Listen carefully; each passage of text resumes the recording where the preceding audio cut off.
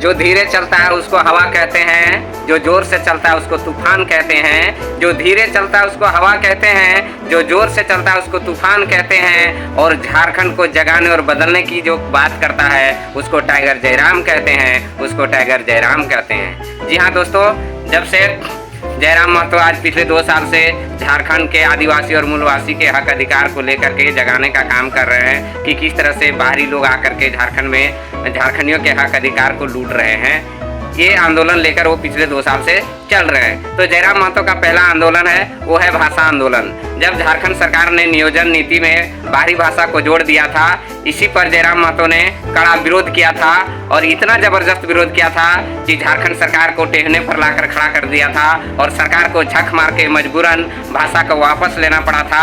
और उसके बाद जयराम महतो झारखंड के हर गांव में जाकर के लोगों को समझाने लगे भाषा के महत्व को कि भाषा है रैले दिशा है राय। भाषा का महत्व क्या है कि जब महाराष्ट्र में मराठी में काम होता है, तमिलनाडु में तमिल में काम होता है, केरल में मलयालम में काम होता है, बंगाल में बंगाली में काम होता है, उड़ीसा में उड़िया में काम होता है, तो फिर झारखंड क्या बाबा जी का ढाबा बना दिया है जो हिंदी राष्ट्र की भाषा उस पर काम हो, यहाँ के क्षेत्रीय भाषा में काम होगा तो बाहरी लोग हमारे झारखंडियों के हक अधिकार को नहीं लूट पाएंगे। और उसके बाद से जयराम महतो फिर आगे बढ़ गए खतियान आंदोलन। उन्होंने कहा कि झारखंड अलग होने के 24 साल के बाद भी झारखंडियों को कोई पहचान नहीं मिला है कि हाँ झारखंडी कौन है। और सरकार को मजबूर किया खतियान को लेकर के, झारखंड सरकार ने मजबूर होकर के इतना मजबूर कर दिया टाइगर जयराम महतो कि उसको खतियान को पास करना पड़ा। विधानसभा से पास कर दिया, भले ही अधर में लटक गया लेकिन सरकार को मजबूर कर दिया। उसके बाद से वो इसी तरह आगे बढ़ते रहे मुआवजा को लेकर के। फिर सरकार ने एक नीति लाया 60-40 का, उसका भी कड़ा विरोध किया जयराम महतो ने कि 60-40 नीति जो लाया ये सरकार ने गलत नीति लाया है। और इसको झारखंड के गांव में घूम करके झारखंडियों को बताने लगा कि इससे झारखंडियों को कितना नुकसान है। सरकार तो 60-40 बोल रही है लेकिन 60 बोली कि झारखंडी को लेंगे 100 में और 40 बाहरी को, लेकिन यहाँ उल्टा हो जाएगा कि बाहरी आ जाएंगे 60 नहीं बल्कि 80 और झारखंडियों को मिलेगा सिर्फ 20 को नौकरी। और यही हुआ भी। पिछले दिन आपने देखा कि चंपई सोरेन ने जेई का जो नियुक्ति पत्र बांटा जा रहा था, जेई का जो सिलेक्शन हुआ उसमें 60 गो में 39 गो हुआ बाहरी लोगों का और मात्र झारखंडियों का कितना हुआ 21। अगर परसेंटेज निकालेंगे तो 60 से ऊपर बाहरी लोगों का हो गया कब्जा हमारे नौकरी पर और 30 से 35% झारखंडियों का हुआ। तो जयराम महतो हमेशा हक अधिकार को लेकर के झारखंडियों को जगाते रहे हैं और गांव में जा करके और अभी तक ही जगा रहे हैं और लोगों को अच्छा भी लग रहा है और दिशा भी दिखा रहे हैं कि सच में हमर खेते बाड़ी खुलल हो कोलवरी और हमनी बनल है भिखारी। मतलब जब बाहरी लोग में यहाँ आए लो, एक बात और मतलब झारखंडियों को वो भी जगा रहे हैं जयराम महतो कि पनिया पिया छाइन के और भोटवा दिया जाइन के। मतलब पनिया छाइन के पीबक तो बीमार ना पड़बक और भोटवा जाइन के दबक, तबे तो और भविष्य खातिर अच्छा नीति बनतो, तो और बाल बच्चा खातिर अच्छा नीति बनतो।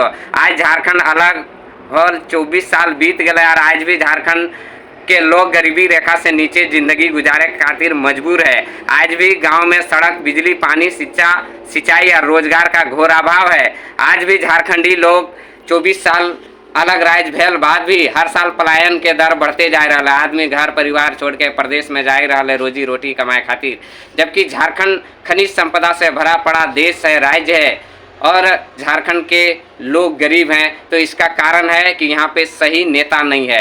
तो जयराम महतो इसको भी झारखंडियों के बीच, झारखंड के आदिवासी मूलवासी को हमेशा बीच जाकर जगा रहे हैं कि अच्छा लीडर चुनिए, अच्छा लीडर चुनिए, अच्छा नेता चुनेंगे तभी अच्छा मैंने काम होगा, अच्छा नीति बनेगा, तभी आपके बाल बच्चों का फ्यूचर है जो सिक्योर होगा, भविष्य सही होगा। तो इस तरह से जयराम महतो जब से आंदोलन में आए हैं झारखंडियों के हक अधिकार को मैंने जगाते हुए आगे बढ़ते हुए जा रहे हैं और आज वो इस मुकाम पर हैं कि आज पूरा झारखंड के झारखंडी बल्कि हर समुदाय के लोग उसके विचारों से प्रभावित होकर आज उनके साथ हैं और उनको हर तरह से सहयोग भी कर रहे हैं और चुनाव में उनको लाकर खड़ा कर दिया कि आपको चुनाव में आना होगा, उम्मीदवार बनना होगा, क्योंकि हमें आपके जैसे लोगों की ज़रूरत है, हम झारखंडियों को। फिर एक बात जयराम महतो ने कहा कि बाहरी सांसद विधायक नहीं चलतो। बाहरी सांसद विधायक के रहने से क्या नुकसान है, इसको भी जयराम महतो गांव-गांव में जा करके झारखंड के आदिवासी और मूलवासी को बता रहे हैं कि अगर बाहरी सांसद यहाँ बनाएंगे तो यहाँ से लूट करके लेके जाएंगे और अपने राज्य का विकास करेंगे। तो इसका भी असर इस चुनाव में देखने को मिला कि बीजेपी जैसी बड़ी पार्टी को भी जयराम महतो के आगे झुकना पड़ा और बाहरी सांसद का टिकट काटना पड़ा और यहाँ के स्थानीय झारखंडी माटी के बेटा को टिकट देना पड़ा।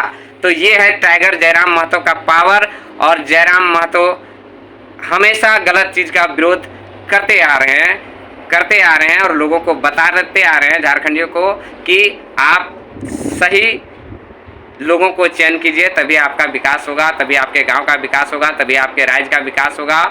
और जो झारखंड की स्थिति दिन प्रतिदिन 24 साल में बदलनी चाहिए वो नहीं बदली। तो इसका कारण है कि सही समय पर हम झारखंडियों ने सही निर्णय नहीं लिया और सही आदमी को वोट नहीं दिया। इस कारण आज हमारी स्थिति इतनी खराब हुई है।